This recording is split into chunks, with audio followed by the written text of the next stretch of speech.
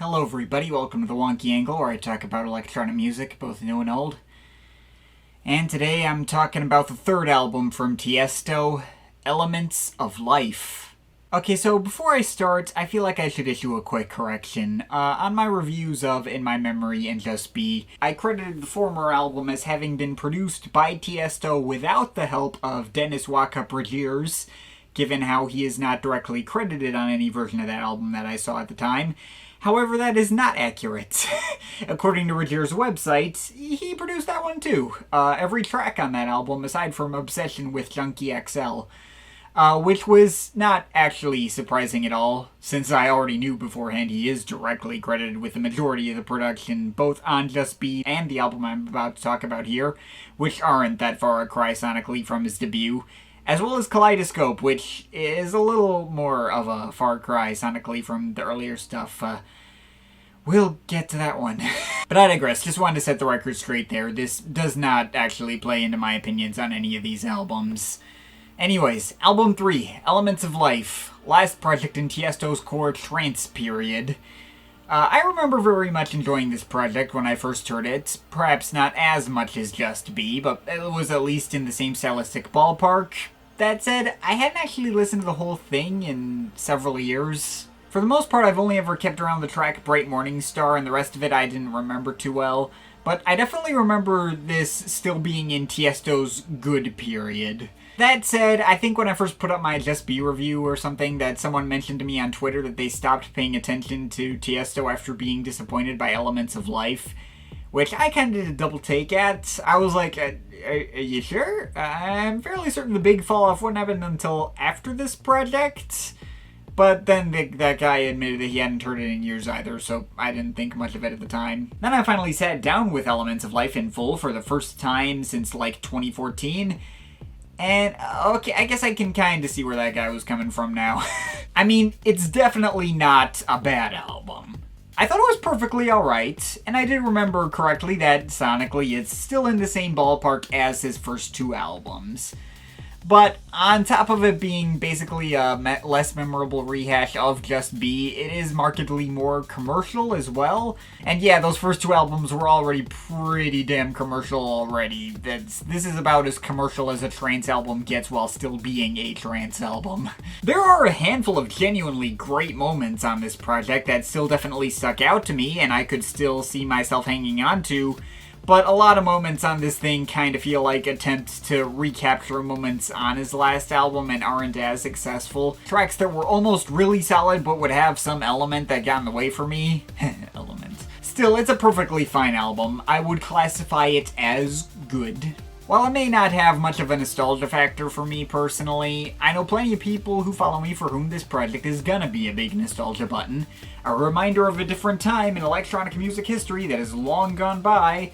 And I can still generally give it a pass for that. Just definitely had my nitpicks with this one, and they got in the way of my enjoyment more this time than they did with his previous two.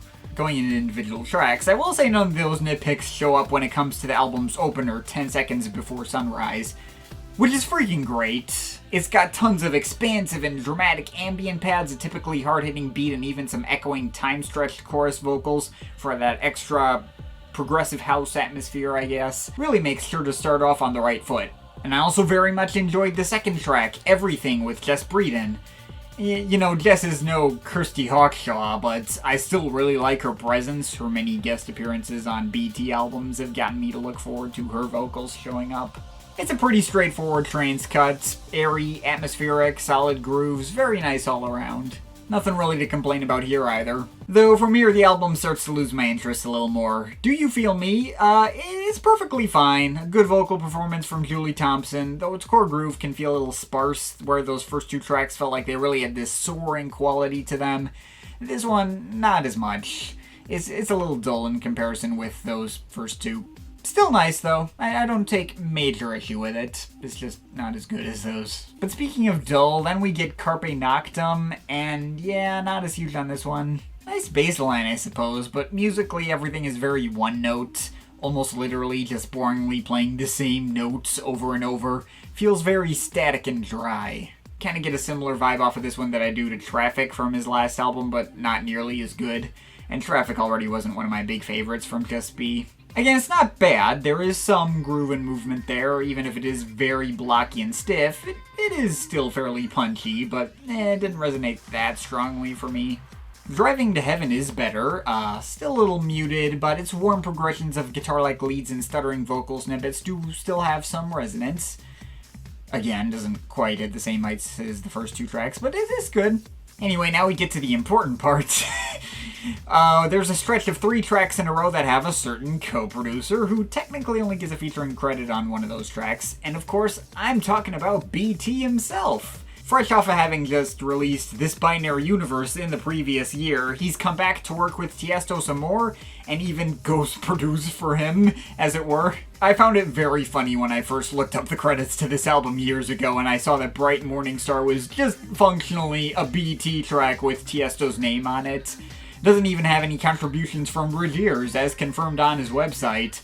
And it just so happens to be the best track on the album, fancy that. This track is absolutely epic. The best and most propulsive grooves out of any of the tracks on here, really hits hard and still has some mysterious plinking melodies in the mix and some warm emotional resonance in ambient passages. It's an electrifying experience that wouldn't have felt out of place on In My Memory, yet even feels more well layered and detailed than basically anything else on this project, or hell, even on those last two. Great freaking track. That said, the other 2 tracks with BT's co-production here are unfortunately not on the same level as Bright Morningstar. Ironically, the worst one of the 3 is the one that he actually gets a featuring credit for, Break My Fall. It's clearly trying to be Love Comes Again Part 2 and just falls short in every way, mainly thanks to BT's vocals, which are kinda scratchy and strained, and the tune feels like a runoff from Emotional Technology. Also, that sharp squonking bass line doesn't really fit as well with the rest of the mix, and also why the na-na-nas in the chorus, like, it makes BT sound like he couldn't be bothered to think of a third line, and wanted to highlight that fact to everyone, when he could have just easily repeated the second line and no one would have noticed. Like, I'm just rambling, it's trance music, who cares about the lyrics? He does name drop Dynamic Symmetry at one point though, but whatever. Break My Fall, it's got a good tune, it can still generally hit hard, I don't mind it, but I can't really call it a big favorite. Especially when you compare it to Love Comes Again, there's really no contest. And the other track with BT, Sweet Things, actually the first one of those that appears on the album, is pretty solid. Instrumentally has a lot of punch and weight and atmosphere and detail as I'd hoped for, though the vocal hook from Charlotte Martin can get a little grating sometimes. Sweet Things! It can work if I'm in the right mood, but if I'm not, then it can maybe get a little annoying, I don't know. It's good though, good track. I think that would be one of the higher points on here. And we get into the closing stretch. We get another track with another vocalist I know best for his work with BT. In the Dark with Christian Burns. Christian Burns probably has the best vocal performance on this album. He's hitting some high notes effortlessly and putting plenty of emotion into his performance. Also, the track has some 80s-ish tinges, which makes this track kind of remind me of the stuff Burns would do in All Hail the Silence. It's good, but also not great. Like, the beat on this one's a little weak and lacking in punch. Doesn't really soar the way it should, and Burns is carrying most of the track on his own, just with his vocal performance. But oh boy, then we get Dance for Life featuring Maxi Jazz from Faithless, doing some sort of spoken word thing at first, but then abandons that in favor of just repeatedly saying the title over and over. And the beat underneath him is the most generic festival-y of any track here. Oh yeah, and at the very end, he just randomly spurts out, HIV/AIDS is lethal! And I'm like, what the fuck does that have to do with anything? There is actually a reason for that random ending, though. I looked up the CD booklet on Discogs, and it describes Dance for Life as actually being the name of a charity Tiësto and Maxi Jazz founded to fight against HIV and AIDS. And I was like, oh, so it's like an 80s charity single. Tiësto is having his Bono moment and trying to mobilize the world to dance against AIDS. Dance Against AIDS, what the fuck? In case you couldn't tell, this was my least favorite track on the album. Thankfully, we do finish with the title track, who was co-written by that same guy who wrote Magic Journey and Forever Today.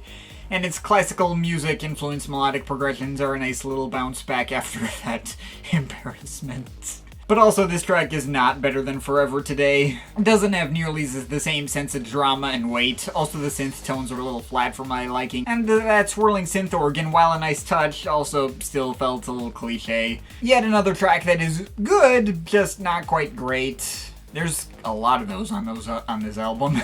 Oh yeah, and there's also a bonus track on this album. You want to guess what that bonus track is? Do what you want, 'cause a pirate is free. You are a pirate. Yes, I feel the sea. If you love to sail the sea, you are a pirate. I'm only partially kidding. It's his remix of the Pirates of the Caribbean theme of all freaking things.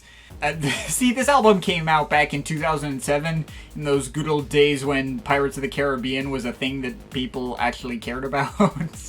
Remember that? It feels like centuries ago.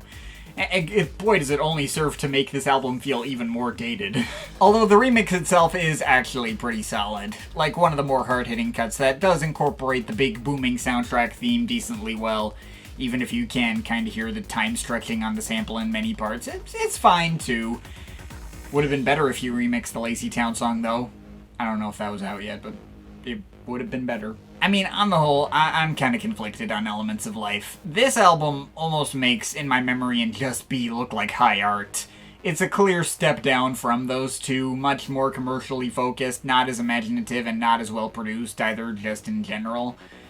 But still, Elements of Life is definitely categorizable as good Tiësto.